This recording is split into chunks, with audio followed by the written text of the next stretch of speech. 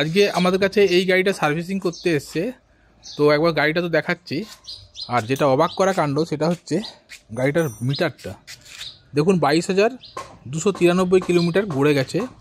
গাড়ির কন্ডিশন কিন্তু মোটের উপর ভালোই আছে এবং গাড়িটাতে প্রচুর চালানো হয় এবং মানে যথেষ্ট বস্তা টস্তা নিয়েই চালান। তো ওখানে গাড়ির ওনার আছেন, ওনার কাছ থেকে জেনে নেব যে গাড়িটি ওনাকে কতটা লাভ দিয়েছেন। দাদা, আপনার নামটা একটু বলুন। বাণীব্রত পালই। বাণীব্রত পালই, হ্যাঁ। কোথা থেকে এসছেন? আমি রোহিণীর কাছে। আপনি গাড়িটা কতদিন হলো নিয়েছেন? আমি 3 বছর। 3 বছর বেশি হয়ে গেল। তো বলতে গেলে একবার এসছিলেন মানে সার্ভিসিং করতে, বা একবার দুবার এসছিলেন মানে নাকি? আর খুব একটা সেরকম কিছু না, সেরকম করেননি। সামনে সকালে একটু মানে হচ্ছিল, ওইটাই দেখাতে এসেছিলাম।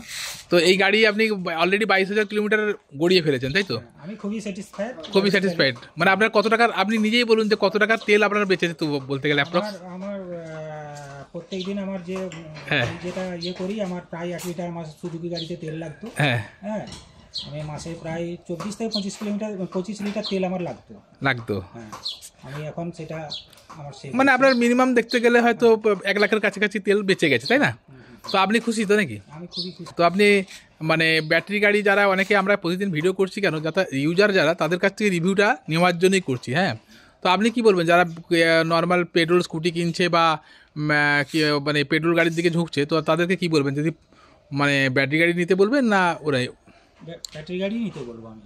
হ্যাঁ, আর কি অসুবিধা? হ্যাঁ, লং এ না যায়, তাই তো? হ্যাঁ, লোকালে চলছে বা এমনি 30-40 কিলোমিটারের মধ্যে চলছে, তাহলে আমি ব্যাটারি গাড়ি নিতে বলবো। হ্যাঁ, খুব একটা অসুবিধায় পড়েছেন কি 3 বছরে আপনার যাত্রা? মানে একদিনও পড়েননি।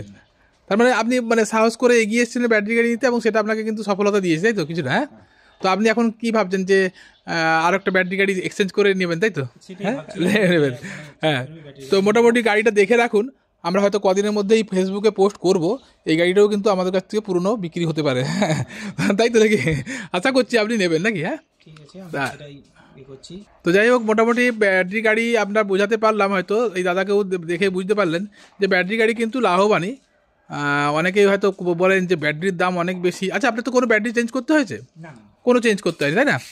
আজকে 3 বছর চালাচ্ছেন এবং এখন অবধি কত মাইলেজ পাচ্ছেন?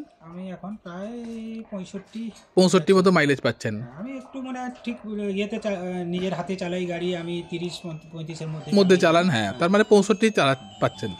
ঠিক আছে, ধন্যবাদ।